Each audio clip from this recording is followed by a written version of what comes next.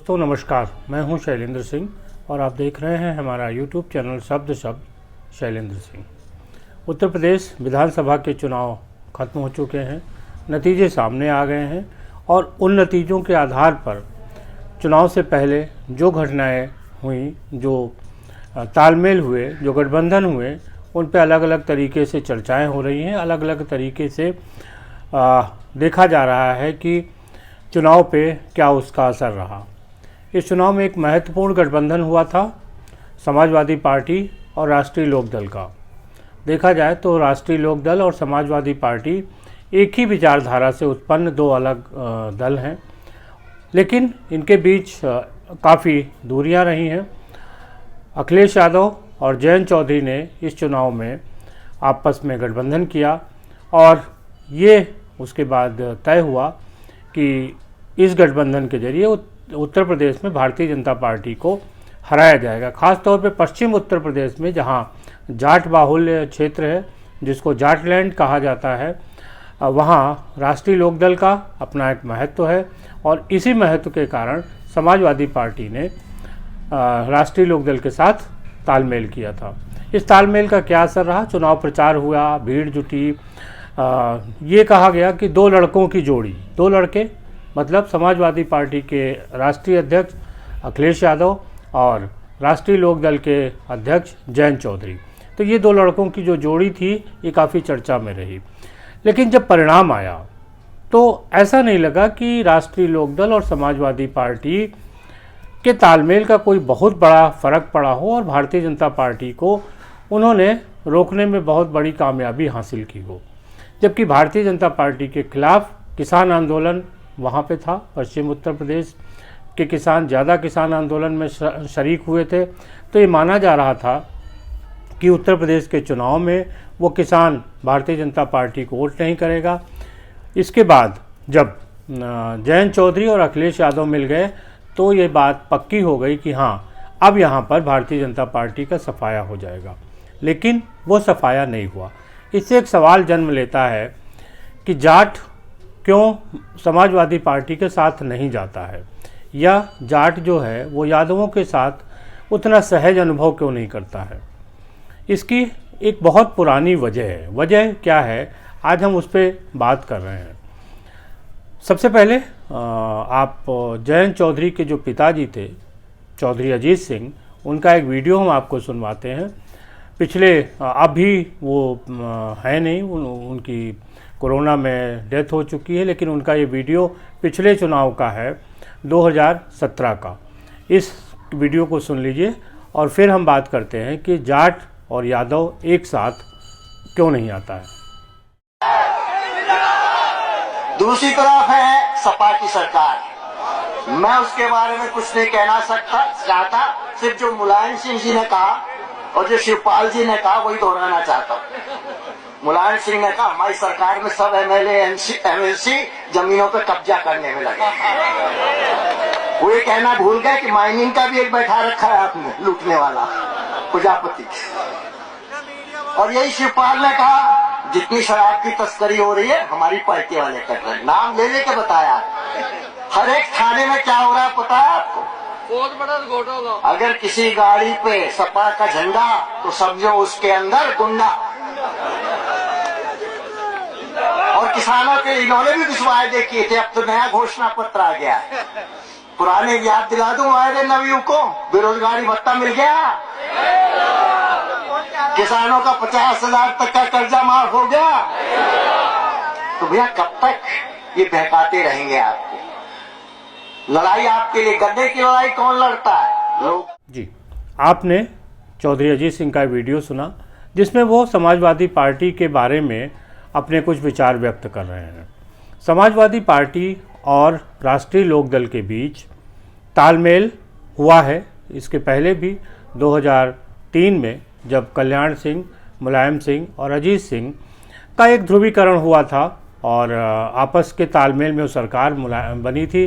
मुलायम सिंह मुख्यमंत्री थे और वो सरकार 2007 तक चली थी और राधा चौधरी और कुछ और मंत्री जो राष्ट्रीय लोकदल के थे वो उत्तर प्रदेश सरकार में मंत्री भी बने थे। लेकिन उसके बाद भी लोकदल और समाजवादी पार्टी के बीच संबंध कभी बहुत सहज नहीं रहे हैं। उसकी वजह क्या है? उसकी जो सबसे बड़ी वजह है, मुलायम सिंह यादव का जो राजनीतिक करियर है वो शुरू हुआ चौधरी चरण सिंह के साथ। सोशलिस्ट पार्टी में चौधरी चरण सिंह थे और उनके द्वारा मुलायम सिंह को अपनी पार्टी में शामिल किया गया। मुलायम सिंह का उन्होंने एक तरीके से राजनीतिक जो पुनरुद्धार होता है, राजनीतिक जो उनको कैरियर को आगे बढ़ाने का काम, वो चौधरी चरण सिंह ने किया था। चौधरी चरण सिंह और डॉक्टर राम मनोहर लोहिया ये सोशलिस्ट पार्टी के द्वारा गैर कांग्रेसवाद को उत्तर प्रदेश में आगे बढ़ाना चाहते थे। उसके लिए मुलायम सिंह को उन्होंने एक नेता के रूप में चुना और मुलायम सिंह आगे बढ़े। राष्ट्रीय लोकदल का निर्माण होता है। राष्ट्रीय लोकदल में मुलायम सिंह भी शामिल होते हैं। चौधरी चरण सिंह का वो उनकी पार्टी थी। लेकिन जब चौधरी चरण सिंह का अंतिम दौर आता है, जब वो काफ़ी बीमार रहने लगते हैं, तब ये होता है कि वो राष्ट्रीय लोकदल की बागडोर किसको सौंपें।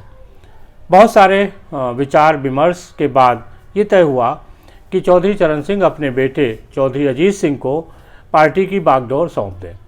चौधरी अजीत सिंह उस समय अमेरिका में रहते थे और वो एक इंजीनियर के रूप में वहाँ नौकरी करते थे। राजनीति में उनका कोई बहुत दखल नहीं था, उनको बहुत पसंद नहीं थी। लेकिन जब पिता का अंतिम समय आया तो चौधरी अजीत सिंह भारत लौटे और उन्होंने अपने पिता के कहने पर ये बागडोर लोकदल की संभाली। चौधरी अजीत सिंह ने मुलायम सिंह को एक जिम्मेदारी दी थी कि वो अजीत सिंह को राजनीति में इस्टेब्लिश होने में, उनको स्थापित होने में मदद करें, क्योंकि मुलायम सिंह यादव लंबे समय से राजनीति कर रहे थे और उन्हें उत्तर प्रदेश की राजनीति का पूरा ज्ञान था।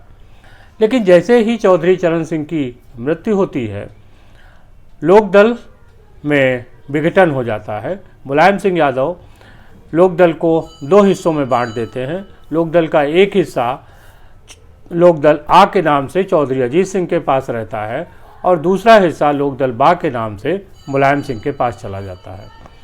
ये वो पेंच है, ये वो कड़ी है, ये वो समस्या है जिसको जाट आज तक नहीं भूला है।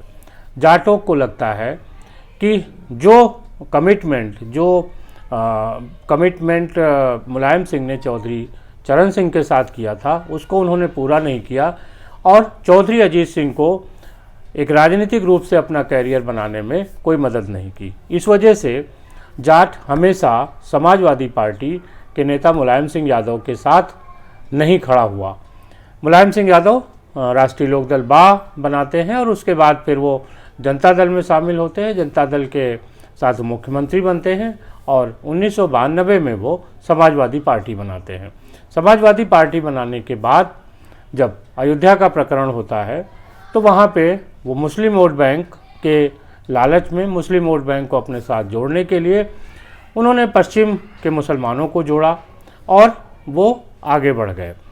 यादव और मुसलमान मेन जो दो जातियों का फोकस, दो जातियों का सहयोग लेके समाजवादी पार्टी आगे बढ़ती है और जाट जो होता है वो चौधरी अजीत सिंह के साथ खड़ा हो जाता है। धीरे धीरे जाट चौधरी अजीत सिंह को छोड़ के भारतीय जनता पार्टी में भी जाता है। चौधरी अजीत सिंह खुद भी भारतीय जनता पार्टी के साथ मिलते हैं, सरकार में शामिल होते हैं और इस तरीके के तमाम पेच चलते रहते हैं।